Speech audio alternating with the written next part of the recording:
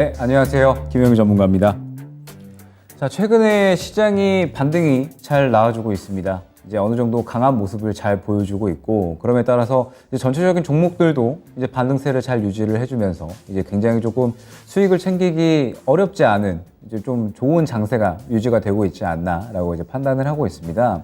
그러면서 이제 최근에 제가 여러 가지 트레이딩에 대한 방법들이라든지 그 다음에 투자에 대해서는 어떻게 접근을 할 것인지 이런 부분들을 이제 많이 안내를 드렸었죠.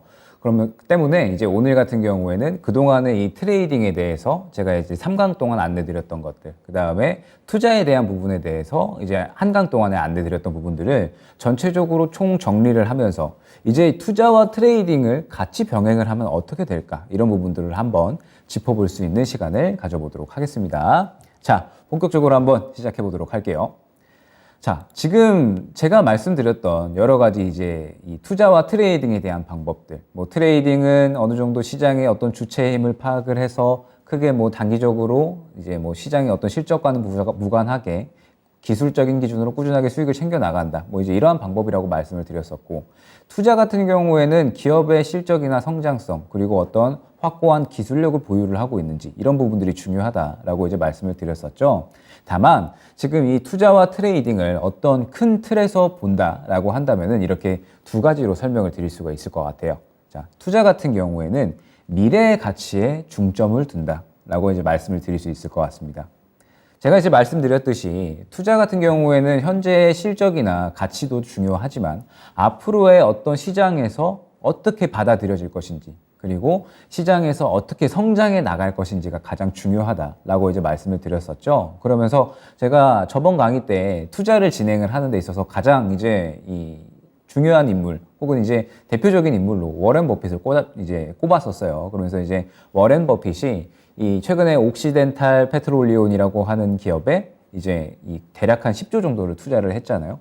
10조 정도다라고 하는 거는 우리 개인이 상상할 수는 없는 엄청난 규모의 자금이고요. 그 자금의 규모를 어떻게 이 한 기업에 무려 10조나 되는 돈을 한 개인이 밀어 넣을 수 있을까라고 이제 여러분들은 되게 신기하실 거예요. 그런데 이 부분에 대해서 결과적으로는 이 회사가 미래의 가치가 확실하게 올라갈 것이다 때문에 주가는 당연히 실적이 올라가게 되고 가치가 올라가게 되면 같이 올라가기 마련이죠. 때문에 이 투자에 대한 방법, 내가 확신을 하고 이 기업이 확실하게 나중에 어떤 미래에 어떤 확실한 가치를 가질 것이다, 성장성을 확실하게 보여줄 것이다 라는 확신에 의해서 접근을 하는 게 투자다라고 이제 말씀을 드렸었어요. 때문에 투자 같은 경우에는 미래의 가치에 중점을 둔다라고 이제 강조 들어서 설명을 드렸었고요. 자, 트레이딩 같은 경우에는 현재의 흐름에 중점을 둔다라고 이제 말씀을 드릴 수가 있을 것 같아요. 어떤 부분을 이제 말씀을 드릴 수 있느냐라고 한다면 트레이딩은 주체의 힘이 가장 중요하다라고 이제 말씀을 드렸었습니다. 어떤 종목이든 주체가 돈을 강하게 밀어넣은 구간이 있기 마련이고, 돈을 강하게 밀어넣는 데에는 당연히 이유가 있겠죠. 여러분들이 이제 물건을 사는데 그냥 아무 이유 없이 사지 않는 것처럼 주식도 마찬가지예요. 어떤 종목을 살 때 돈을 크게 밀어 넣었다라는 거는 당연히 어떤 이유가 있기 때문에 그 종목을 크게 이제 매수를 한다라고 이제 말씀을 드렸었죠. 그래서 그 주체의 힘을 어느 정도 파악을 해서 단기적인 시장의 흐름과 맞추어서 계속해서 장세 무관 수익을 챙겨 나가는 과정을 트레이딩이다라고 이제 말씀을 드렸었습니다. 즉, 투자는 미래의 가치에 중점을 두고 있고 트레이딩 같은 경우에는 현재의 흐름에 중점을 갖춘 매매 방법이다 라고 이제 봐주시면 좋을 것 같아요. 그러면은 이 투자와 트레이딩을 동시에 같이 병행을 한다 라고 했을 때 우리는 어쩌면 시장에서 확실한 승리자가 될 수 있지 않을까, 두 마리 토끼를 다 잡아낼 수 있는 그러한 매매를 할 수 있지 않을까가 이제 오늘의 주요한 쟁점인 겁니다. 자, 그러면은 이제 어떤 분들께서는 투자와 트레이딩 이거 하나만 진행을 하면 되는 게 아닌가라고 생각을 하실 수 있어요. 투자에 대한 방법만 해도 굉장히 수십 가지, 수백 가지가 되고, 트레이딩에 대한 방법도 시장에 나와 있는 어떤 기술적인 분석들, 이런 것들만 해도 정말 수백 가지, 수천 가지가 되는데 어떻게 이 두 가지를 같이 병행을 하냐? 하나만 해도 시간이 모자라고 어려운 이러한 시장 와중에 두 가지를 다 병행을 하기에는 너무 어렵다라고 이제 생각을 하실 수가 있어요.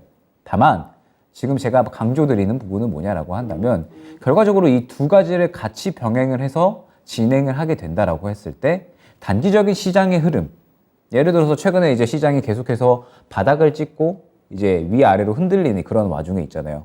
그런 와중에도 꾸준하게 장이 떨어지든 올라가든 수익을 챙겨 나갈 수가 있고, 그 다음에 장기적인 흐름. 앞으로 이제 우리나라는 이 4차 산업으로 넘어가는 과도기다라고 이제 말씀을 드렸었잖아요. 4차 산업으로 넘어가는 이제 과도기에 위치하면서 성장할 수 있는 산업군들이 굉장히 많죠. 뭐 자율주행이나 뭐 로봇, 메타버스, 뭐 AI 산업 등등. 이러한 성장할 수 있는, 필연적으로 성장할 수밖에 없는 산업군들을 장기적으로 포트폴리오를 구성을 해서 두 가지의 매매 방법을 동시에 다 진행을 한다라고 했을 때 시장에서 도저히 실패를 할래야 실패를 할 수 없는 확실한 승리자가 될 수 있다는 겁니다. 그렇기 때문에 이 두 가지의 매매 방법이 동시에 다 병행이 되어야 된다라고 이제 말씀을 드리는 거고요. 그러면은 이 두 가지의 매매 방법이 제가 일전에 어떻게 같이 좀 진행이 된다라고 말씀을 드렸었죠. 자, 보시게 되면 트레이딩 같은 경우에는 단기적인 흐름에 중점을 맞추어서 주체의 힘을 파악을 한다라고 이제 말씀을 드렸었습니다. 주체의 힘. 주체의 힘을 먼저 이제 파악을 하고요. 그 다음에 시장의 흐름도 함께 파악을 합니다. 뭐 예를 들어서 최근에 뭐 가장 이제 상승이 잘 나왔었던 종목이 이제 안랩이다라고 볼 수가 있겠죠. 이제 이 안철수 인수위원장이 국무총리에 대한 기대감까지 이제 솟아오르면서 저점 대비 200%가 넘는 상승이 이제 단기간에 나왔었는데, 안랩 같은 경우에도 주체의 힘이 굉장히 좀 크게 나왔다라고 이제 볼 수가 있는 종목이었어요. 자, 보게 되면 차트를 통해서 함께 볼까요? 자, 안랩을 이제 보게 되면 주체의 힘이 너무나도 확연하게 확인이 되는 모습을 볼 수가 있죠.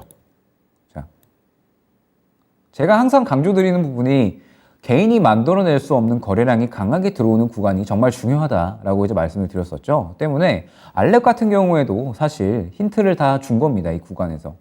제가 말씀드렸듯이 주식은 어떠한 이유가 있을 때 큰 주체가 돈을 크게 밀어 넣는다라고 말씀을 드렸죠. 때문에 지금 구간에서 이렇게 돈이 크게 들어왔다라고 하는 거는 이 안랩에 대해서 어떠한 모멘텀이 확실하게 생겼구나라고 이제 우리는 의심을 할 수가 있는 겁니다.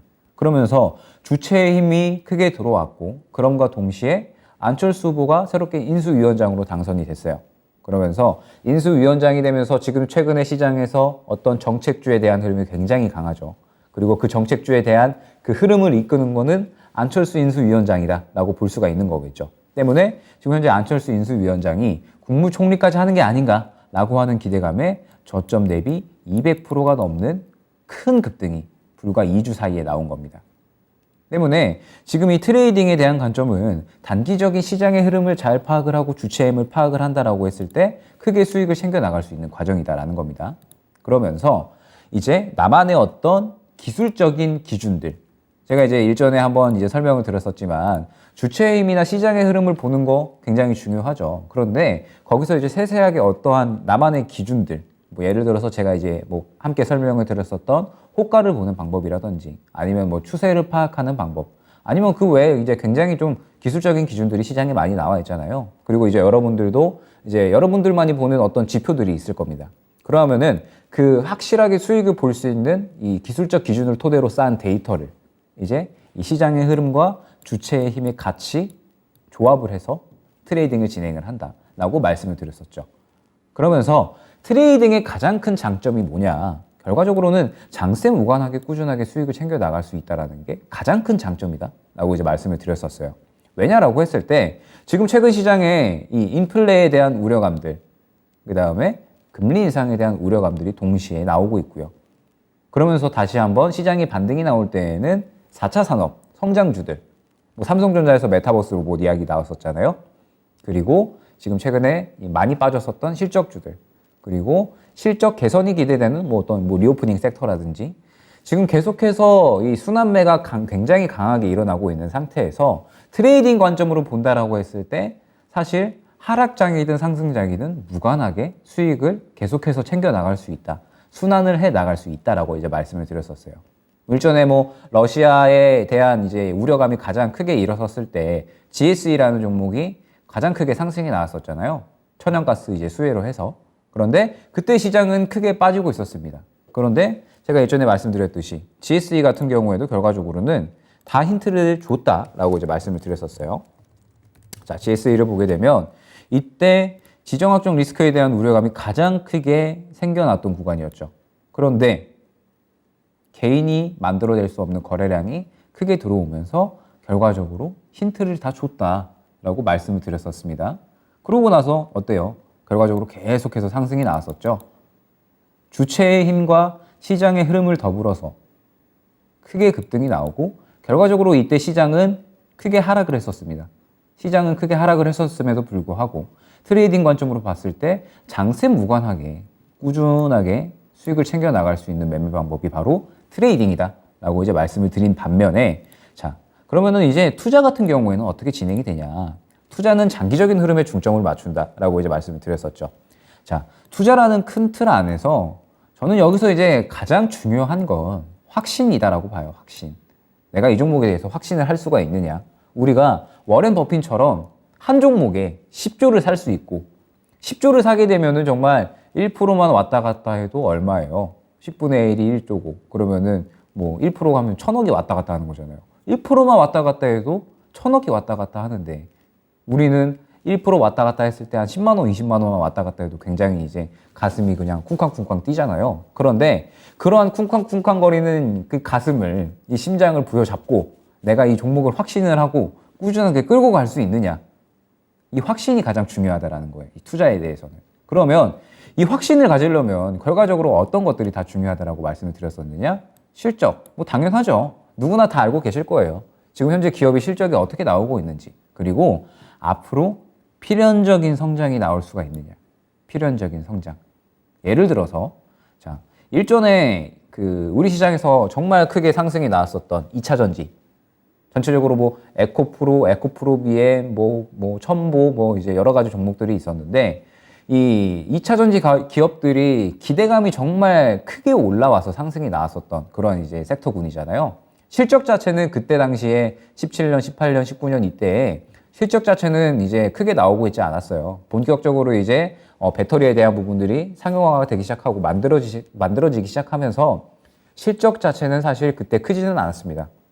다만 이 전기차라는 거는 우리 시장에서 앞으로 필연적으로 성장을 할 수밖에 없는 산업군이다 라는 기대감에 의해서 관련주들이 크게 상승이 나온 거였어요.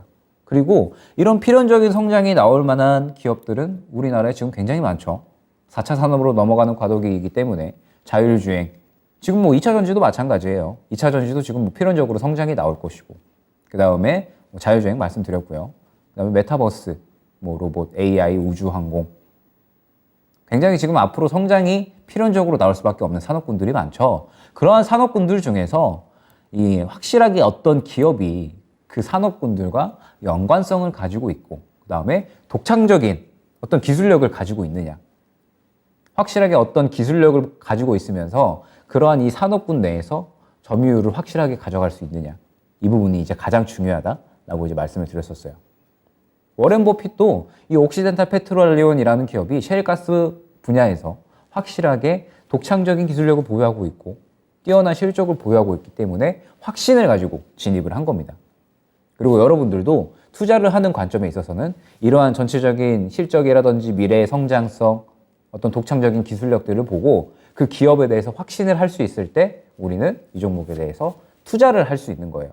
자, 그러면 지금 이 두 가지는 결과적으로 시장에서 단기적인 부분과 그 다음에 장기적인 부분에 대해서 모두 대응이 가능한 영역이죠. 그런데 상대적으로 트레이딩에 대한 부분은 사실 자금을 많이 밀어넣기가 조금은 힘들어요. 왜냐라고 했을 때 시장의 단기적인 흐름에 대해서 이 주체의 힘을 파악을 하고 시장의 흐름에 대해서 판단을 하는 거잖아요. 때문에 꾸준하게 돈을 밀어넣는다라기보다는 그때그때 시장에 맞추어서 대응을 하는 영역이기 때문에 큰 자금을 밀어넣기는 힘들어요. 다만 투자의 관점은 다르죠. 투자의 관점은 단기적인 관점은 아니지만 내가 장기적으로 이 종목을 어떻게 본다라고 했을 때 대략 한 반년이나 1년 정도를 본다라고 쳐요. 그러면은 이 종목에 대해서 투자의 관점으로 접근을 했을 때 우리는 워렌 버핏처럼 가격이 떨어진다라고 하면은 내가 이 종목에 대해서 이 기업에 대해서 확신을 가지고 있으니까 계속해서 사모을 수 있는 거예요. 1억, 2억, 10억, 100억. 물론 이제 지금 뭐 그냥 단순히 예를 든 거지만 확신을 가지고 있으면 내가 감당한 그런 이제 자금 선에서는 계속해서 이제 이 순환이 가능하고 투자가 가능하다라는 겁니다. 그러면 이제 두 가지로 나눌 수가 있겠죠.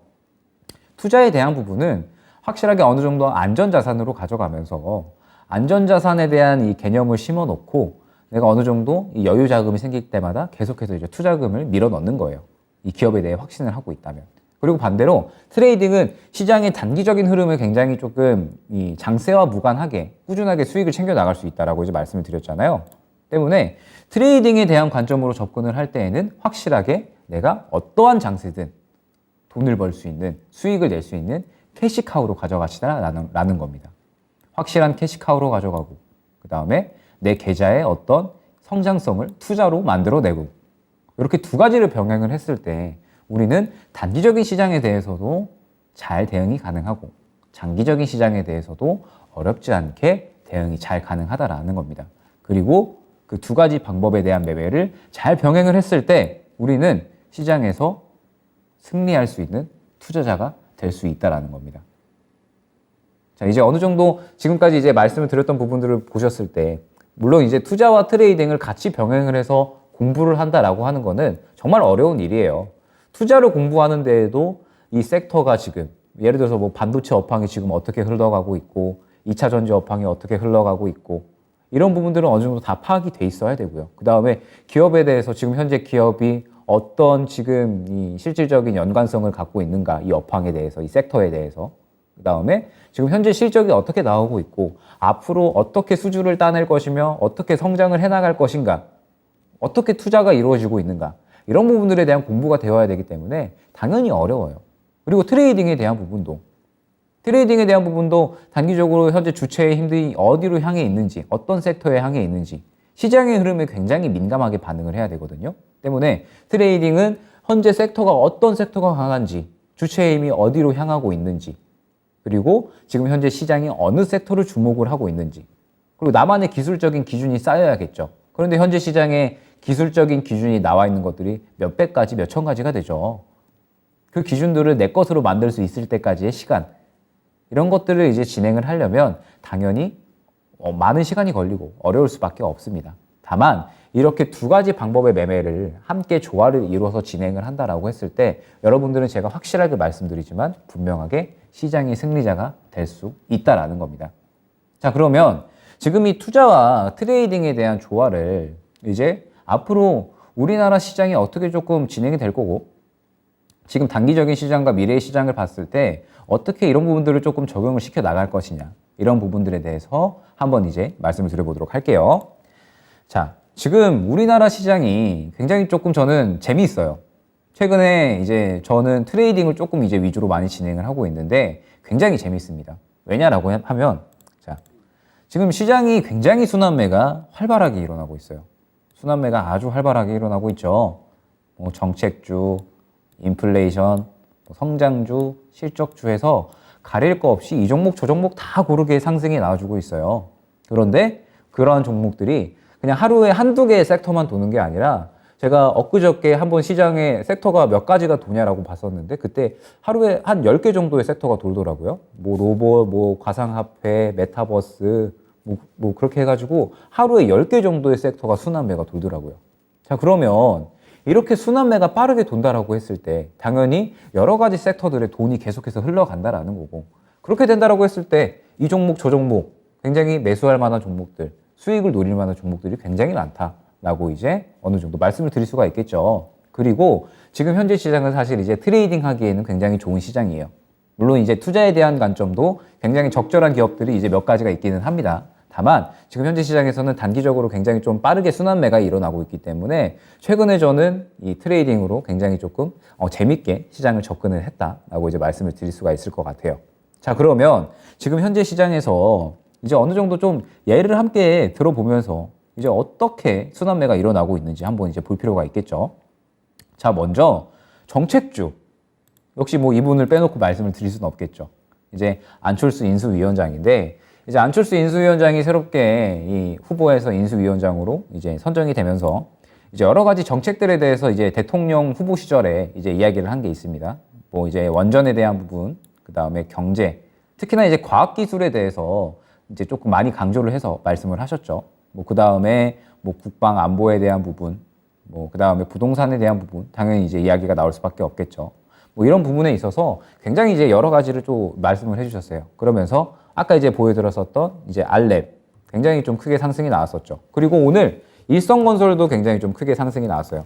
보게 되면은 이제 저점 대비 벌써 대략 한 2배 정도의 상승이 나왔네요. 그죠? 3,000원부터 이제 6,000원 구간까지 상승이 나오면서 이제 오늘 상한가가 나온 모습인데 지금 결과적으로 보게 됐을 때 정책주가 정말 활발하게 순환매가 잘 나오고 있어요. 지금 뭐 전체적인 건설주들 이제 일성건설을 포함해서 뭐 범한경영 그다음에 뭐 신원종합개발 이제 뭐 이런 종목들이 굉장히 잘 상승이 나와주고 있고 지금 제가 말씀드렸던 또 트레이딩의 어떤 이 관점 주체의 힘이 크게 들어온 구간이 분명하게 확인이 되죠.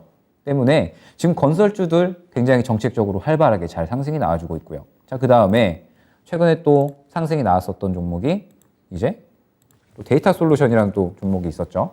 최근에. 데이터 솔루션 같은 경우에는 이제 이 정부를 디지털 플랫폼화 하겠다라고 하면서 디지털 공약에 이제 대해서 이야기를 했죠. 그러면서 이제 수혜주로 데이터 솔루션도 크게 상승이 나왔었습니다. 그런데 마찬가지로 또 주체의 힘이 파악되는 구간이 너무나도 뻔히 보이죠. 때문에 정책주는 지금 시장이 떨어지든 올라가든 무관하게 잘 상승이 나오고 있어요. 그리고 지금 이 정책주에 대한 부분은 사실 실적에 대한 부분이라기보다는 아무래도 이 기대감에 의한 부분이 크죠. 때문에 지금 당장의 실적을 보고 투자의 관점으로 접근을 한다라기보다는 아무래도 트레이딩의 관점으로 접근하기에 좋은 섹터다라고 이제 말씀을 드릴 수가 있을 것 같아요. 그러면서 뭐 지금 벌써 저번 주부터 해서 건설주, 원전주, 뭐 데이터 공약, 그 다음에 뭐 비대면 의료도 있었죠. 그러면서 지금 전체적인 이 정책주들이 시장과 무관하게 아주 활발한 그런 흐름을 보여주고 있다라는 점 먼저 이제 또 첫 번째로 체크를 하도록 하죠. 체크를 하도록 하고 그러면서 이제 지금 뭐 알랩이나 뭐 일성건설 이런 건설주들, 그 다음에 뭐 안철수 인수위원장 관련주들, 그 다음에 뭐 데이터 공약 관련주들뿐만 아니라 최근에 또 굉장히 좀 시장에서 재밌었던 이슈가 있었죠. 이제 청와대를 용산으로 이제 이전을 한다라고 하는 이제 이슈가 나왔었습니다. 용산으로 이제 이전을 한다라는 이슈가 나왔었는데 그때 또 특이점을 살펴보게 되면은 물론 이제 직접적으로 관련이 된 종목들이 있었죠. 관련이 된 종목들이 있었던 반면에 전혀 이 용산 이전과 관련이 없는 종목들까지도 시장에서 크게 상승이 나왔습니다. 이게 의미하는 바가 뭐냐면 지금 시장은 이제 단기적으로 바닥을 굉장히 좀 잘 잡아줬잖아요. 바닥을 잘 잡아주는 와중에 지금 정책주의 어떤 기대감, 그 다음에 투자 심리가 그만큼 강하다라는 거예요.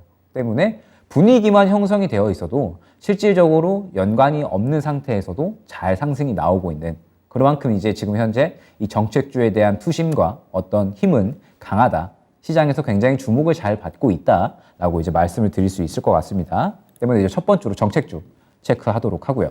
자, 그 다음에 인플레에 대한 부분은 정말 뭐 빠뜨려 놓고 얘기를 할 수가 없죠. 최근에 이 세계 식량 지수가 계속해서 큰 폭으로 상승을 하고 있고 이제 뭐 개측된 이후에 가장 이제 이 높은 수치를 기록을 했다라고 이제 이야기가 나오고 있습니다. 그러면서 우리나라 같은 경우에도 소비자 물가가 계속해서 올라가고 있죠. 이번에 이제 3월달 같은 경우에는 4%대까지도 이제 상승을 할 것이다라고 이제 이야기가 나오고 있는 상황이에요. 그러면서 이 전체적인 뭐 곡물 관련뿐만 아니라 그다음에 유가에 대한 부분들, 그다음에 전체적인 뭐 원자재, 광물, 철강, 뭐 니켈, 리튬 이런 부분들 이제 뭐 안 올라가는 게 없다라고 이제 말씀을 드릴 수가 있을 정도로 전체적인 이런 원자재에 대한 압박은 시장에 이제 상당히 강한 상황이에요. 상당히 강한 상황인데 또 이제 차트를 통해서 한번 보게 되면요.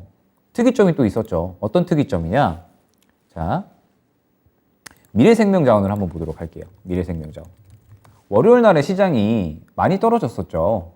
월요일 날에 시장이 이제 이 어떤 FOMC에 대한 이제 연준 인사들이 이제 좀 급직적인 인상을 해야 된다. 금리 인상 이제는 더 이상 늦추면 안 된다라고 이제 이야기를 하면서 급진적인 금리 인상에 대해서 발언을 했고 때문에 이제 월요일 날에 시장이 떨어졌었습니다. 그런데 반대로 이 미래생명자원이나 혹은 뭐 현대사료 같은 이런 이 곡물 관련주들은 오히려 상승이 잘 나왔죠.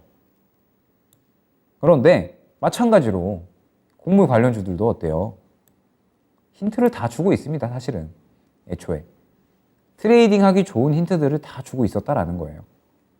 그러면서 이틀 연속 아주 좋은 상승이 잘 나와줬죠. 시장 하락에도 불구하고 이렇게 트레이딩의 관점으로 접근을 하면은 무난하게 수익을 잘 챙길 수가 있다라는 겁니다. 그러면서 뭐 곡물 관련주들뿐만 아니에요. 최근에 이제 뭐 철강 관련주도 굉장히 좀 상승이 잘 나왔었고, 그 다음에 유가 관련주들. 뭐 오늘 같은 경우에도 중앙에너비스 대표적인 이제 유가 관련주죠. 중앙에너비스도 이제 연속적으로 상승이 나왔고, 중앙에너비스도 뻔히 또 보이죠. 주체가 힘을 집어넣은 구간이 뻔히 다 이렇게 트레이딩을 할 수 있는 힌트를 다 주기 때문에 이렇게 시장과 무관하게 계속해서 트레이딩은 수익을 챙겨 나갈 수가 있다라는 겁니다. 자, 그러면 어찌됐든 지금 현재 상황에서 곡물 관련주들 계속해서 잘 상승이 나와주고 있죠. 그 다음에 지금 현재 이 유가 관련주, 지금 이제 계속해서 이 러시아에 대한 제재가 들어가고 있는 상황이잖아요. 이번에 이제 유럽에서 러시아가 원유를 수출하는 데에 대해서 이제 이 수출 금지를 조금 가하겠다라고 이제 이야기를 밝힌 상태고, 다만 이제 뭐 독일이나 헝가리 같은 이제 이 러시아의 조금 이 전체적인 에너지의 의존도가 높은 나라는 이 부분에 대해서 조금 이제 제동을 걸기는 했지만, 어찌됐든 러시아에 대한 제재는 계속해서 가해지고 있는 상태이기 때문에 지금 현재 유가에 대한 부분들을 계속해서 이제 올라가고 있다라고 이제 볼 수가 있는 겁니다. 때문에 이제 두 번째로 인플레 관련된 종목들에 대해서 순환매가 잘 나오고 있다. 요거를 이제 파악을 할 수가 있고요. 자, 그 다음에 최근에 또 시장에서 정말 뭐 재미를 많이 보여줬고, 그 다음에 좀 강한 모습을 보여줬던 그러한 이제 섹터죠. 성장주. 그 중에서도 이제 로봇, 에브리봇, 뭐 티로보틱스 같은 이런 로봇주들.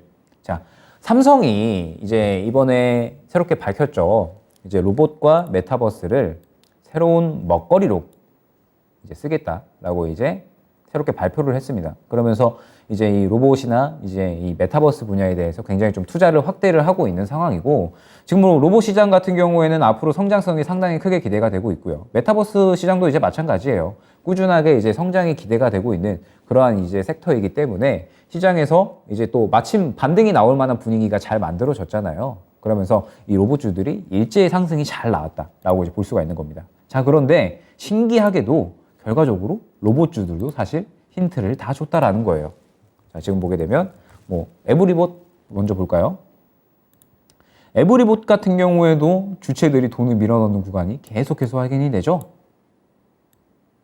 저는 조만간에 로봇주들 다시 한번 상승이 나올 거다라고 보고 있습니다. 그러면서 주체들이 힌트를 주는 구간이 뻔히 다 확인이 돼요.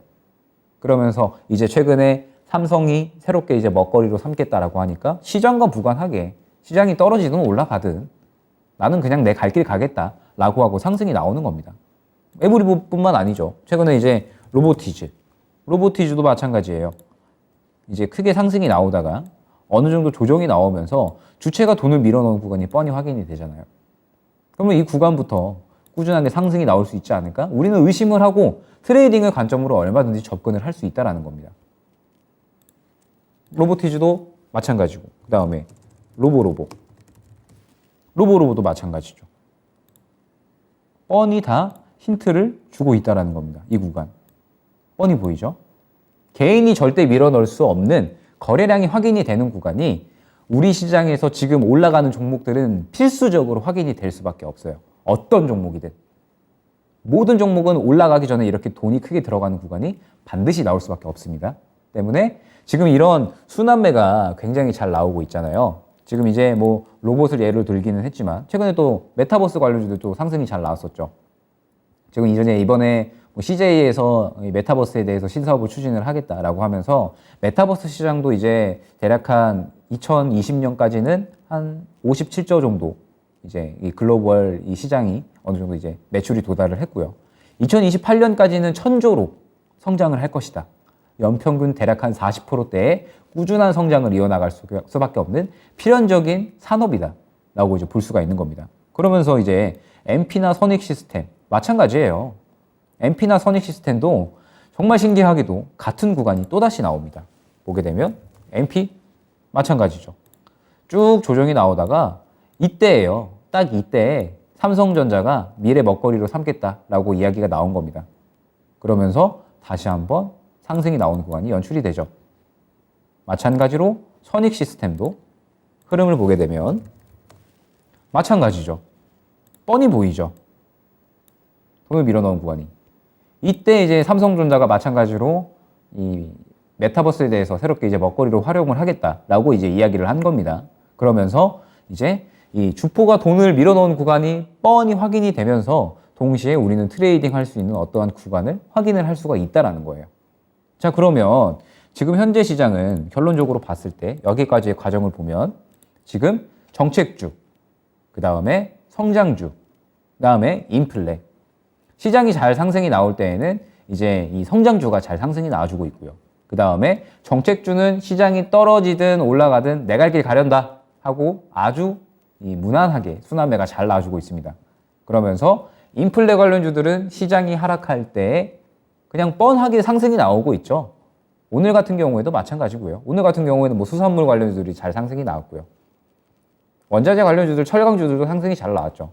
결과적으로 봤을 때 우리 시장은 트레이딩하기 굉장히 좀 좋은 환경에 놓여져 있다라고 볼 수가 있는 겁니다. 순환매가 너무 전체적으로 잘 나오고 있고 시장이 올라갈 때나 떨어질 때나 혹은 보합권일 때나 올라갈 수 있는 섹터가 분명하게 정해져 있기 때문에 트레이딩하기에는 정말 좋은 시장이에요. 자, 그러면 투자를 하기에는 좋지 않은 시장인가? 그것도 아니다라고 저는 이제 말씀을 드릴 수가 있을 것 같아요. 제가 투자를 할 때 항상 이제 대표적으로 예를 들어서 말씀을 드리는 이 산업군이 있죠. 바로 PCB. 이제 PCB 업체들 같은 경우에는 사실 이제 뭐 진입 장벽도 굉장히 높기는 하지만 반드시 이제 모든 전자기기에 들어가야 되는 필수 부품이다라고 이제 말씀을 드렸었습니다. 그러면서 작년에도 최대 실적을 기록을 했지만 올해에도 최대 실적을 전망을 할 것이 기대가 되고 있고 그거는 이제 내후년에도 마찬가지고 계속해서 꾸준하게 성장을 할 수밖에 없는 필수적인 산업군이 반도체, 그 중에서도 PCB다라고 이제 말씀을 드릴 수가 있을 것 같아요.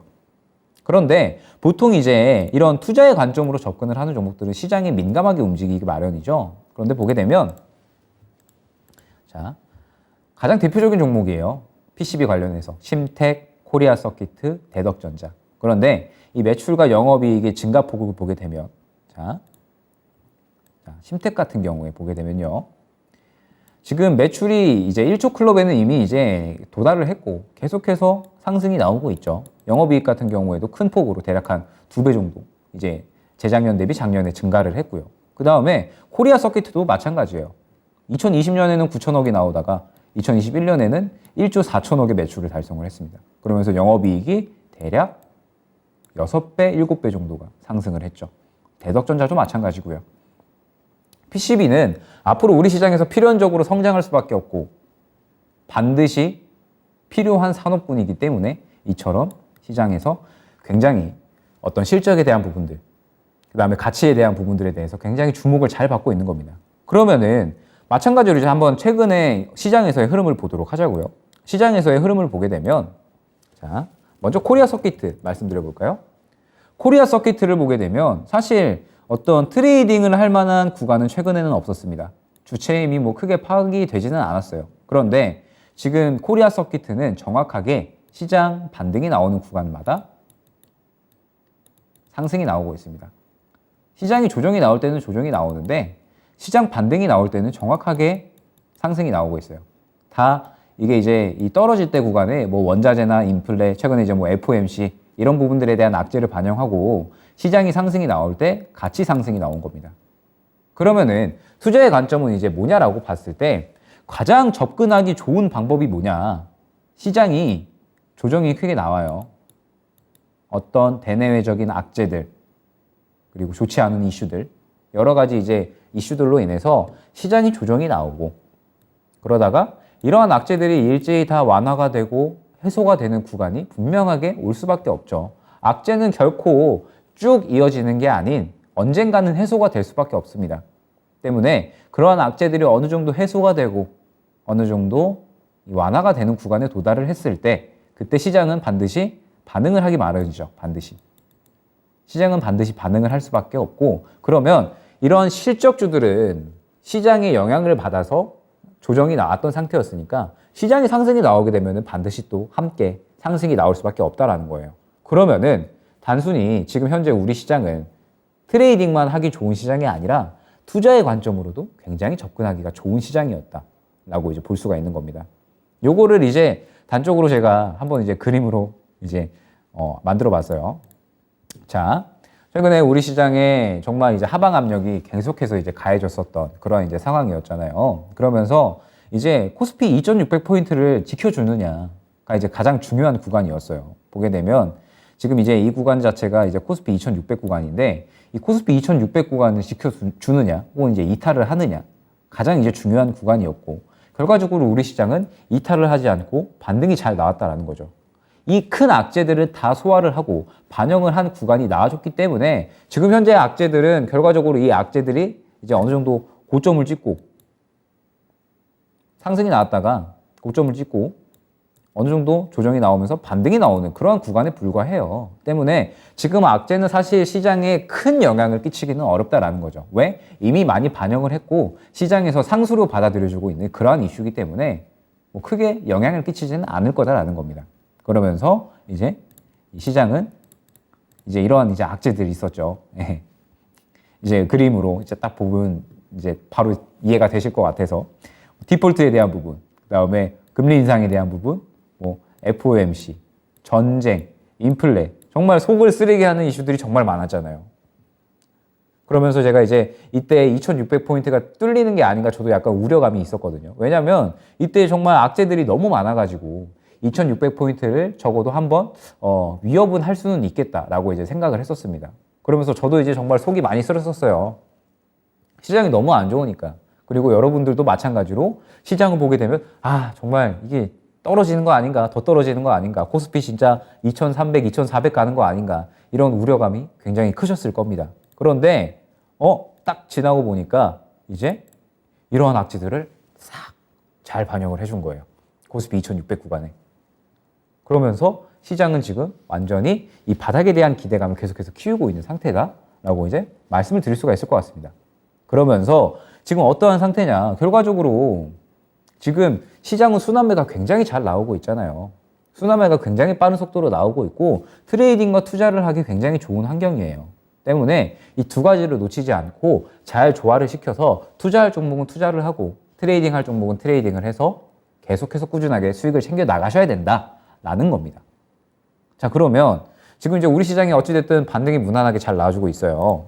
지금 이제 다시 한번 이 지수를 보게 되면 자, 코스피 지수예요. 자, 코스피 지수를 보게 되면 오늘 시장이 떨어지는 듯 했어요. 오전에 이제 유가 급등에 대한 부분들, 그 다음에 인플레에 대한 부분들이 압박이 되면서 오전에 떨어지는 듯 했지만 막판에 또 그대로 다 끌어올렸죠. 시장이 그만큼 이제 바닥에 대한 투자 심리가 강한 거예요.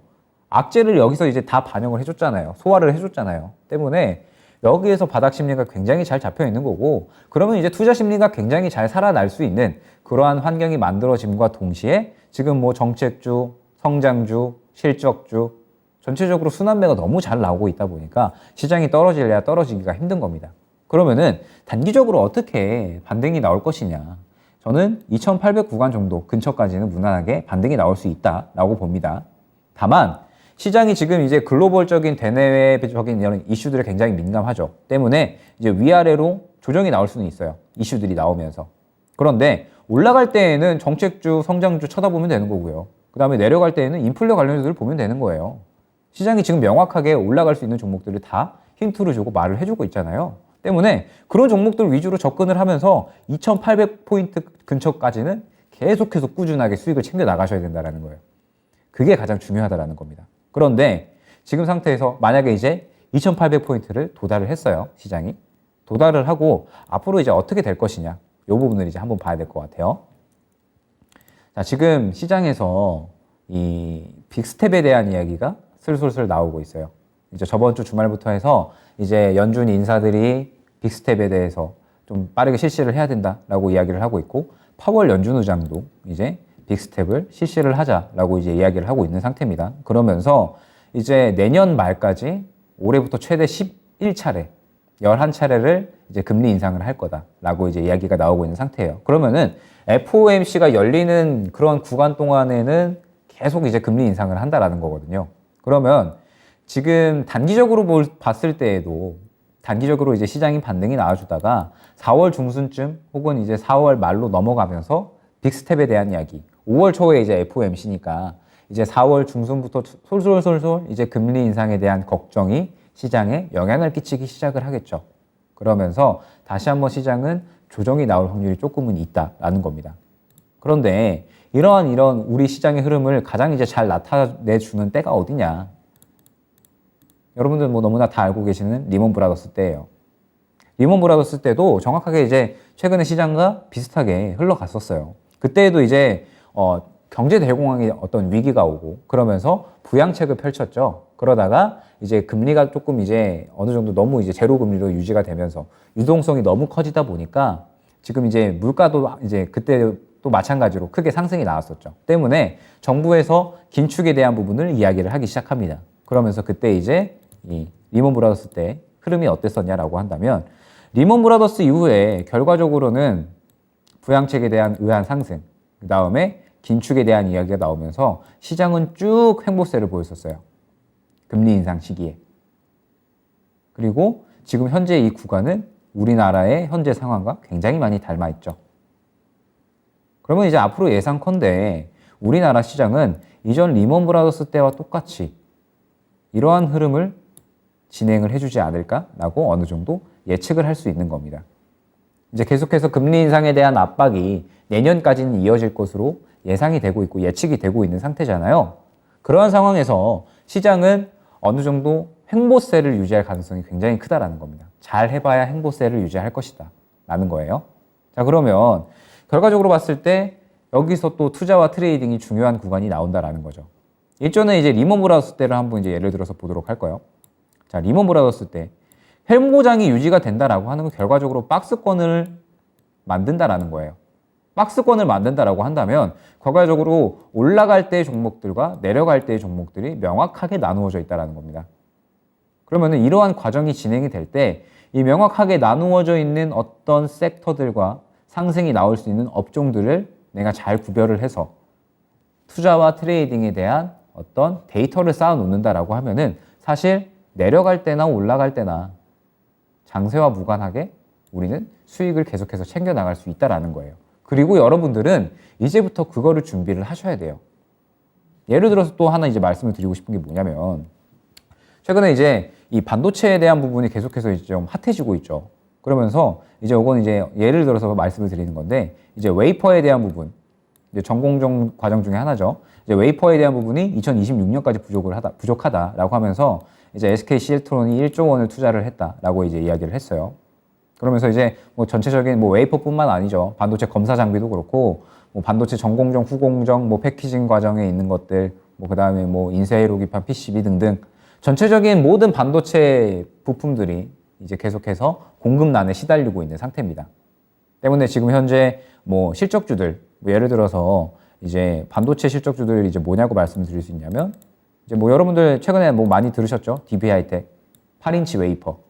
웨이퍼가 지금 계속해서 이제 공급은 부족하고 수요는 폭발하고 있으니까 당연히 이제 DB하이텍이 대장으로 움직이고 있고 굉장히 좋은 흐름으로 이제 유지를 해주고 있잖아요. 그러면서 이제 올해 역대 최고 규모로 이제 125조 정도의 있던 반도체 장비의 투자가 이루어질 것이다. 그러면서 지금 이제 TSMC나 삼성, 여기도 뭐 SK하이닉스도 포함이 되겠죠. 그리고 중국도 그렇고요. 반도체에 대한 투자는 계속해서 이루어지고 있는 상황이에요. 반도체에 대한 투자는 계속해서 이루어지고 있고 앞으로 이제 4차 산업 분야에서 필연적으로 성장이 나올 1위 기업이 섹터가 뭐냐라고 한다면 저는 이제 반도체로 꼽을 것 같아요. 그런데 이 반도체에 대한 부분도 결과적으로는 선별적으로 매매가 잘 되어야 된다는 거죠.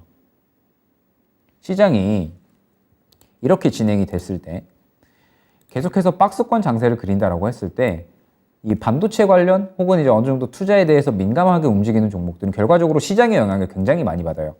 시장의 영향을 굉장히 많이 받는데 이러한 떨어지는 구간에서 내가 잘못되게 이제 고점에서 매수를 한다라고 하면 결과적으로 길게 물려나가야 되는 그러한 상황이 연출이 되거든요. 때문에 선별적으로 확실하게 투자에 대해서 접근을 할 수가 있어야 된다. 앞으로의 필연적인 성장은 어느 정도 이 동반이 될 뿐더러 그리고 현재의 실적도 어느 정도 받쳐줘야 된다. 라고 하는 부분들. 그리고 시장의 흐름과 어느 정도 맞춰주면서 이어질 수 있는 종목이어야 된다라는 부분들. 이런 부분들을 고려를 해서 투자를 진행을 해야 된다는 거예요. 그런데 이런 박스권 장세에서는 투자에 대한 부분은 분명하게 많이 어려울 수밖에 없기 때문에 굉장히 선별적으로 매매를 잘 진행을 하셔야 된다는 겁니다.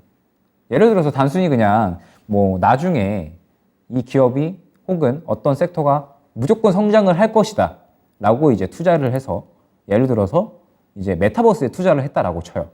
메타버스에 투자를 했는데 최근에 메타버스 흐름이 최근에 어떤 투자에 대한 부분들, 그 다음에 정책적인 흐름들, 이런 것 때문에 이제 상승이 잘 나온 거지.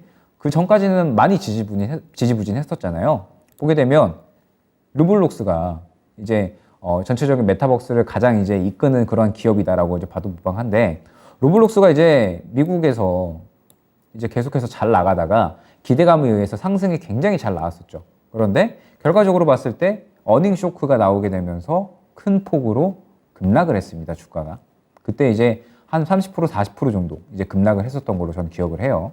때문에 시장에서 지금 우리 시장이 앞으로 이제 이어지는 우리 시장이 어떻게 진행이 되냐라고 했을 때 결과적으로는 횡보세가 될 가능성이 굉장히 높다라고 이제 판단을 한다면, 그러면 지금 이 구간에서 바닥 구간에서 잘 잡아갈 필요가 있다라는 거예요. 고점 부근에서 잡을 게 아니라 바닥 부근에서 잘 잡아가면서, 그러면서 횡보장이 진행이 될 때 결과적으로는 앞으로 필연적인 성장이 나오고 그 다음에 실적에 대한 어떤 가시화가 되는 부분이 있을 때 그 기업이, 그리고 독창적인 기술력이 있을 때 그 기업이 안정적으로 잘 상승이 나온다라고 하는 거예요. 때문에 지금 현재 우리 시장은 앞으로 횡보장이 유지가 된다라고 하면 투자에 대한 부분은 당연히 이제 제가 이제 방금적으로 말씀드렸던 것처럼 이제 진행을 해주셔야 될 것 같고요. 그 다음에 트레이딩에 대한 부분은 당연히 말씀을 드리지만 다시 이제 리먼 브라더스 사태 때로 돌아간다라고 한다면 이때죠. 리먼 브라더스 사태 때 마찬가지로 이 올라가고 내려가는 구간에 이 주체의 힘이 들어가는 구간, 시장의 흐름이 함께 받쳐지는 구간들은 분명하게 존재할 수밖에 없어요. 그러면은 그 구간마다 우리는 접근해서 수익을 챙기면 됩니다. 단기적으로 우리 시장을 봤을 때에도 마찬가지예요. 단기적으로 봤을 때 지금 현재 이 구간에 지정학적 리스크, 인플레, FOMC 계속해서 악재가 반복이 되고 악재 완화가 되는 그러한 구간에 이제 도달을 해 있는데, 사실 내려갈 때는 올라갈 때는 아까 말씀드렸던 천연가스, 유가, 반대로 성장주나 실적주들, 정책주들, 먹을 수 있는 종목들이 내려갈 때는 올라갈 때는 굉장히 많죠. 때문에 이런 박스권 장세에서 트레이딩을 진행을 하게 된다라고 했을 때에는 어렵지 않게 장세에 맞춰서 수익을 잘 챙길 수가 있다. 때문에 이러한 캐시카우를 계속해서 트레이딩을 통해서 쌓아 나가면서 투자에 대해서 확실한 종목을 잡아가게 되면은 어떤 시장이든 횡보 장세든 내려가는 장세든 올라가는 장세든 항상 승리를 할 수 있다라는 게 가장 중요한 핵심이고 결론인 겁니다. 보게 되면 장세와 무관하게 대응이 가능하다라는 거예요. 단기적으로 이제 우리나라는 계속해서 횡보장을 이어갈 거다라고 이제 말씀을 드렸었죠. 그런데 그 횡보장이 결과적으로는 이 금리 인상이 가장 주요한 골자가 될 거예요. 그러면서 금리 인상에 대해서 급진적으로 간다라고 하더라. 아니다. 조금 이제 점진적으로 갈 필요가 있다. 이러한 이제 악재 출현과 완화를 계속해서 반복을 하면서 시장은 계속해서 박스권 장세를 유지를 할 거예요. 요동치는 장세가 되겠죠. 그러면서 반등장에서는 이런 반등 구간에는 투자를 잘 진행을 하고, 그 다음에 이 내려가고 올라가는 구간에는 그 내려가는 이 섹터에 맞는 종목들, 그 다음에 또 올라갈 때에는 또 올라갈 때 반응을 보이는 그 섹터에 맞는 종목들을 우리는 트레이딩을 한다라고 했을 때 어떤 장에서든 수익을 챙길 수 있는 승리자가 될 수 있다라고 말씀을 드릴 수가 있는 겁니다. 그러면서 이제 저는 여러분들이 앞으로 이제 이 투자와 트레이딩을 진행을 하실 때 포트 구성을 이제 조금 세밀하게 진행을 하셨으면 좋겠어요.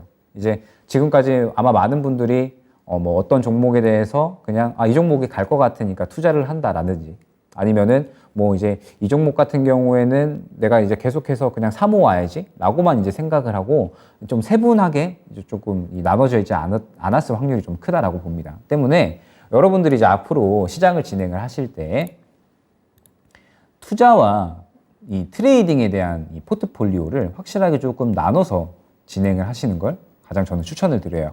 이제 위에가 투자에 대한 부분이고 아래가 트레이딩에 대한 부분입니다.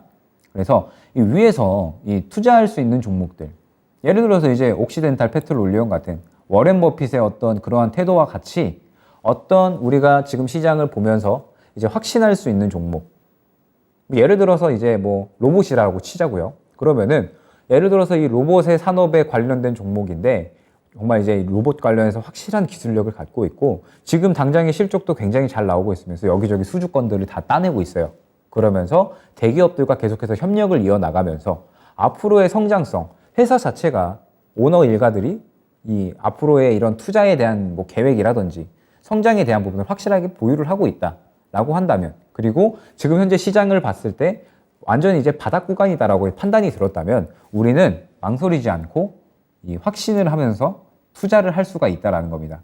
다만 투자에 대해서는 제가 말씀을 드렸었죠. 이제 어느 정도 내가 이 감당할 수 있는 선에서 꾸준하게 모아가는 그러한 전략, 큰 자금을 밀어넣고 크게 수익을 보는 전략이 가장 이제 유효하다라고 이제 말씀을 드렸었습니다. 때문에 전체 투자금 대비 대략 한 40%에서 60% 정도로 이제 설정을 하고, 내가 확신을 할 수 있으면 사실 종목이 떨어지면 더 살 수 있는 거거든요. 예를 들어서 이제 아까 뭐 PCB 코리아 서킷이라는 종목이 있다라고 쳐요. 코리아 서킷가 지금 계속해서 이제 올라가다가 떨어지는 구간이 나왔어요. 그런데 뭐 예를 들어서 15,000원에 매수를 했다라고 쳤을 때 여기서 이제 비중을 10% 담고 그 다음에 떨어지는 구간, 대략 한 13,000원 구간이 왔을 때 추가적으로 더 사는 거예요. 그러면서 시장의 흐름이 바닥을 잡았다라고 하면은 시장과 함께 봤을 때 이 종목은 더 올라갈 수 있겠다라고 판단을 하고 추가적으로 더 비중을 실을 수가 있겠죠. 이처럼 시장의 흐름과 어떤 투자할 수 있는 종목들에 대해서 이제 확실하게 파악을 하고 비중을 크게 들어가서 크게 수익을 노리는 그러한 이제 투자 매매를 진행을 하셨으면 좋겠습니다. 그리고 트레이딩에 대한 부분. 트레이딩에 대한 부분은 여러분들이 확실하게 캐시카우로 가져가셔라 라고 이제 말씀을 드렸죠. 그리고 트레이딩을 하는 데 있어서 가장 중요한 부분이 뭐냐고 했을 때 역시나 주체의 힘, 일반 개인이 밀어넣을 수 없는 거래량이 확인이 되었을 때 우리는 의심을 한다라고 말씀을 드렸어요.